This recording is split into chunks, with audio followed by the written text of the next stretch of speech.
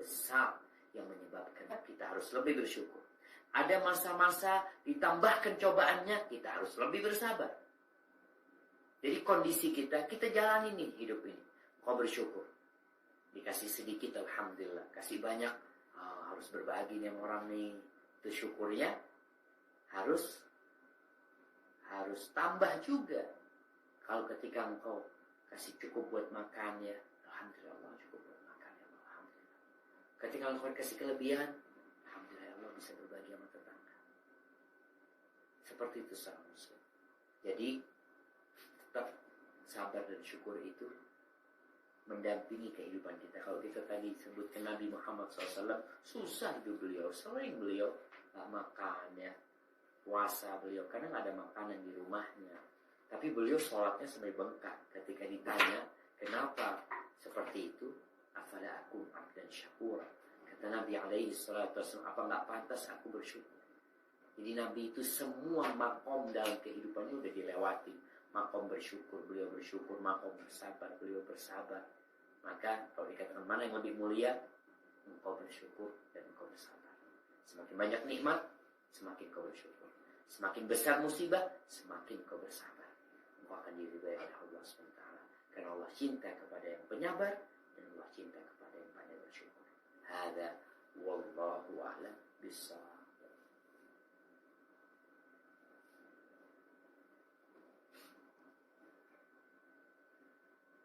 Nah, silakan.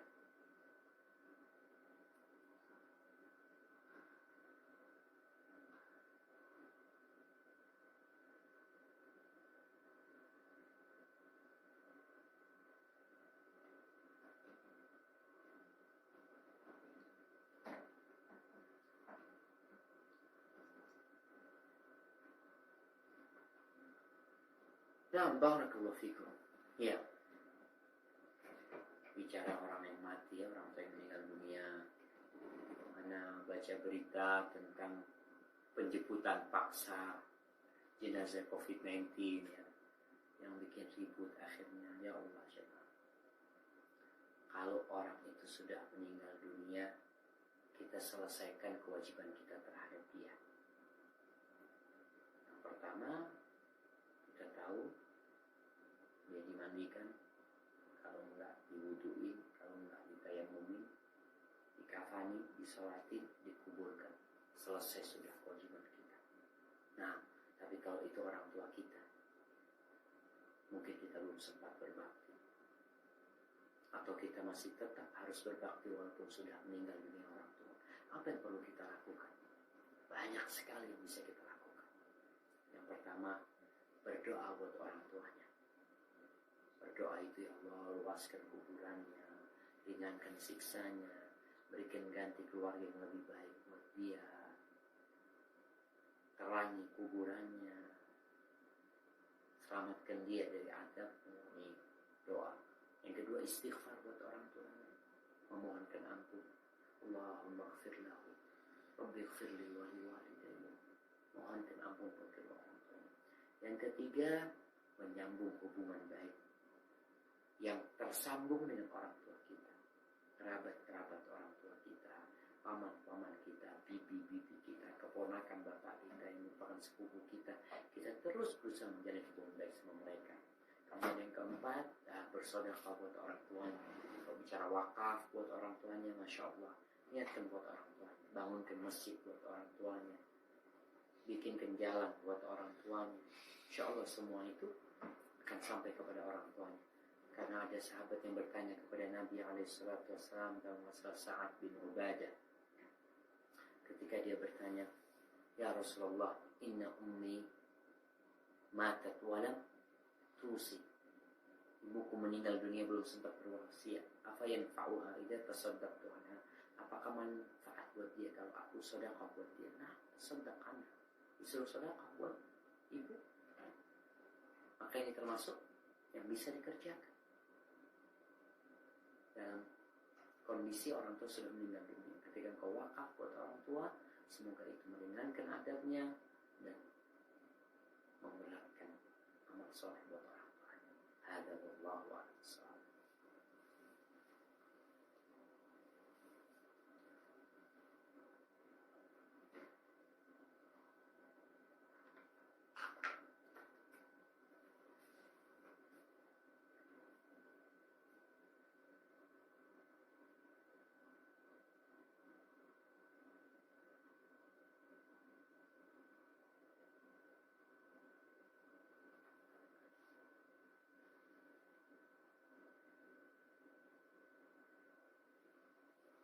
Tafadhal.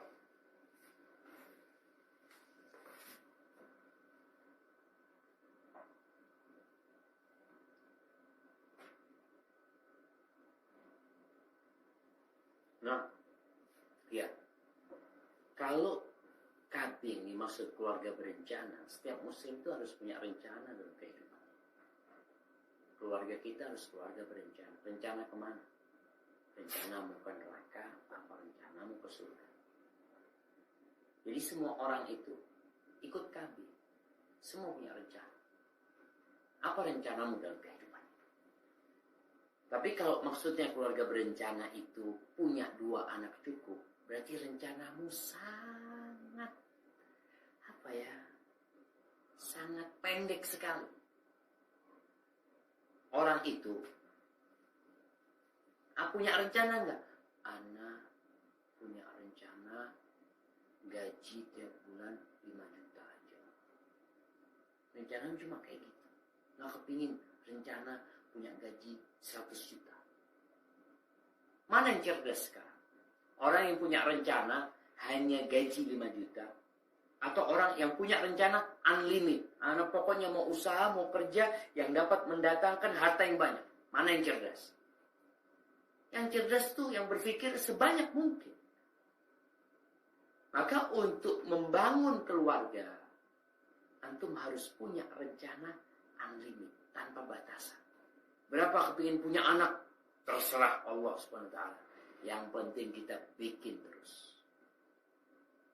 Baik, punya rencana. Tapi kan kita juga punya rencana pendidikan anak. Ya silahkan. Anda mau punya anak rencana 3 tahun sekali, Ustaz. Ya, tafadhol. Tapi tidak membatasi kelahiran. Karena engkau juga tidak membatasi usahamu. Ustaz, rezeki mereka, bukan engkau yang kasih rezeki.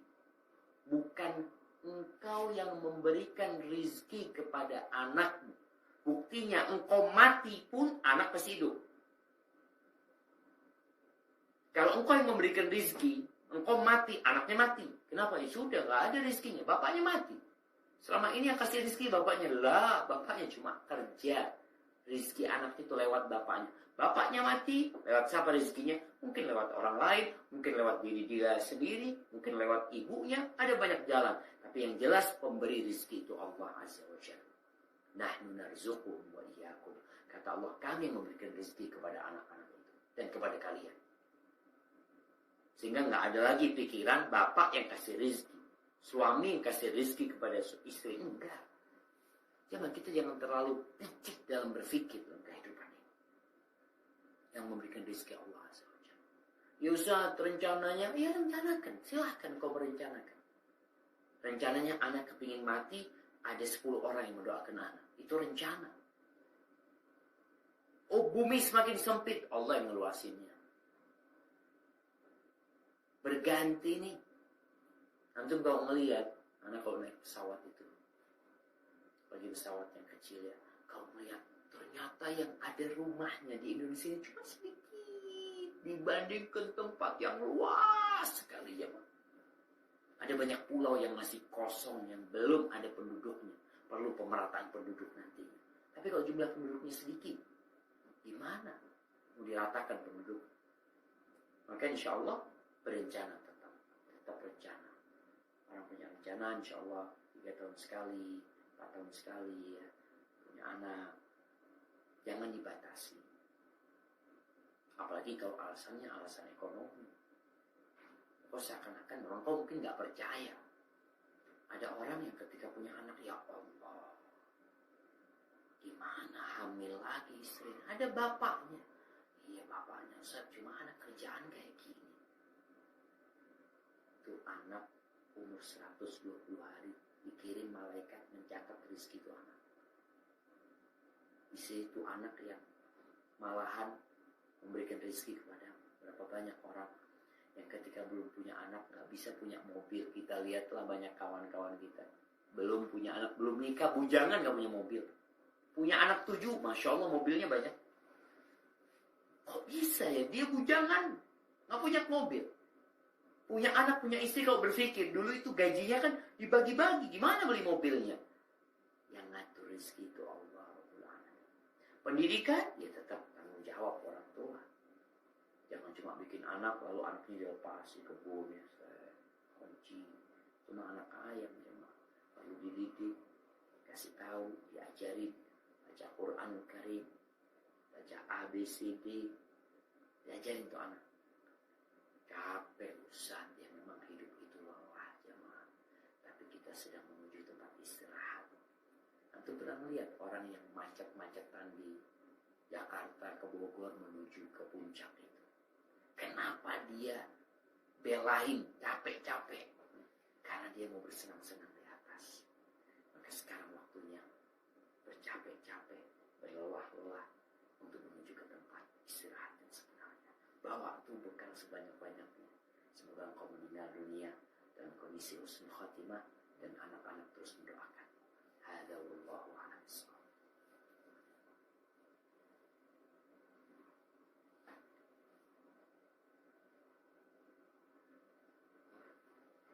Dua lagi.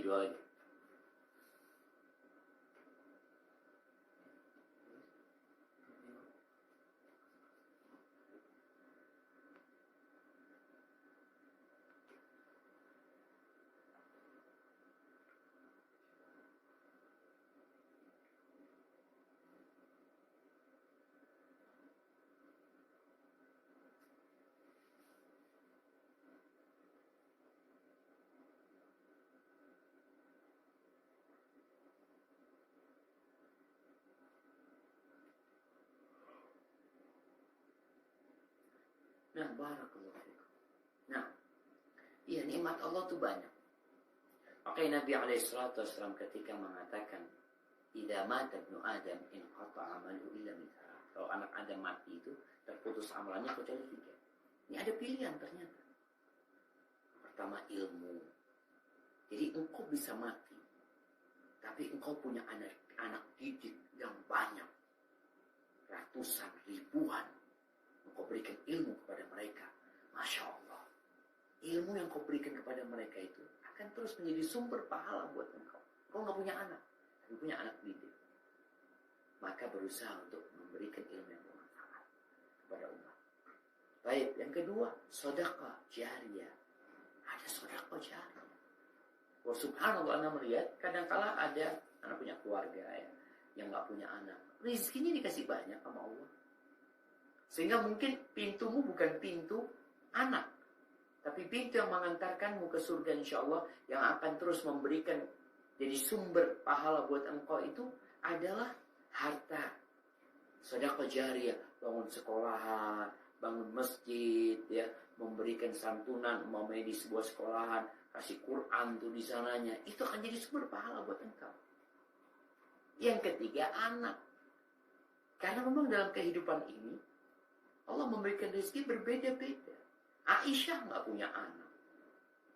Zainab bintu Jahsy istri Nabi nggak punya anak. Ada yang doain anak kalau bicara anak. Tapi ilmunya yang Aisyah sampaikan. Ada berapa ribu hadis yang disampaikan Aisyah radhiyallahu taala anha kepada para sahabat yang terus kita membacanya. An Aisyah radhiyallahu taala anha. Itu ilmu bermanfaat. Dia sudah mati 1400 tahun, tapi ada banyak anak didik, ada ilmu bermanfaat yang diberikan. Dia dapat. Kalau mungkin dari anak nggak ada. Dan bisa jadi kalau bicara doa, sebenarnya doa itu dari siapa saja. Kalau dia ikhlas, Allah kabulkan. Hanya kalau anak yang mendoakan, anak tuh nggak mampir, anak juga nggak lupa. Kalau mungkin punya sahabat mendoakan, ya lama kelamaan. Istri lah, suami mati. Istri doanya didengar nggak sama Allah? Didengarin. Tapi kalau dia menikah lagi, mungkin dia lupa sama suaminya. Apalagi suaminya nggak baik ya. Dia dapat derajat yang lebih baik. Alhamdulillah, Allah udah mati tuh suaminya. Jadi kondisinya ketika dia meninggal dunia tanpa punya anak. Di surga itu ada wildanun mukhalladun. Ada anak-anak yang kekal dalam kondisi anak-anak seperti itu. Yang terus akan menghibur, akan melayani orang-orang di surga. Sehingga engkau nggak kebayang lagi untuk urusan. Allah sudah berikan ganti yang lebih baik. Karena di sana segala yang kau inginkan akan kau dapatkan. Hada wallahu a'lam bishawab. Mungkin pertanyaan terakhir.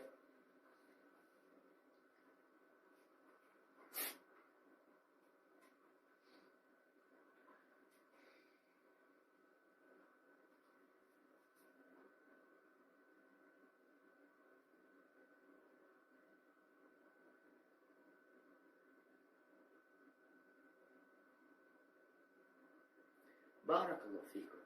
Nah, jemaah perempuan itu Allah ciptakan indah. Indah sekali. Makanya kenapa auratnya perempuan beda dengan auratnya laki-laki. Kenapa perintah-perintah kepada perempuan berbeda sama laki-laki. Allah perintahkan perempuan untuk di rumah saja. Waqarna fi buyutikunna. Kalaupun harus keluar jangan tabarruj ya. Jangan kemudian dilihat orang dan kondisi engkau bersolek dengan solekan jahiliyah. Maka buat perempuan. Coba engkau pelajarin lagi agama. Apa sih yang Allah inginkan dari engkau? Engkau tampil di media untuk apa sih? Apa tujuan? Untuk menampakkan kecantikan? Enggak. Untuk menyampaikan. Alhamdulillah bisa dengan tulisan. Bisa engkau kirimkan tulisan-tulisan. Kalaupun engkau mau berceramah wanita sama wanita, silahkan gak apa-apa. Tapi kalau sekedar engkau memajang wajahmu di status, coba engkau perbaikin hatimu. Untuk apa sebenarnya? Selain kita tahu, lagi perempuan diperintahkan untuk menutup diri, untuk menjaga diri, karena engkau indah. Makanya perempuan kalau keluar rumah itu ditungguin sama setan. Keluar rumah awal, setan itu langsung punya bahan nih dia. Dia berusaha untuk mengindahkan perempuan ini. Tambah diperhiasin oleh perempuan agar menggoda laki-laki. Kita harus saling membantu. Laki-laki menghormati wanita, wanita juga jaga diri agar tidak menggoda para laki-laki. Maka nasihatnya buat perempuan yang ingin berdakwah, tafadhol, karena dakwah itu untuk laki-laki, untuk perempuan. Tapi batasan-batasan apa yang perlu dia perhatikan ya. Sekarang kalau bicara mau media dakwah, dia mau bikin tulisan atau dia mau menyampaikan sesuatu, bisa dia bacakan, umpamanya dia baca kemudian dibikin animasi tulisan tersebut ya, karena itu akan lebih bermanfaat dan engkau terjaga dari fitnah. Hadza wallahu a'lam bishawab. Itu yang bisa saya sampaikan pada kesempatan kali ini. Semoga apa yang sudah dikaji bersama bermanfaat, yang benar dari Allah, yang salah dari diri anda pribadi. Saya akan kembalikan kepada host acara ini. Tafadhol.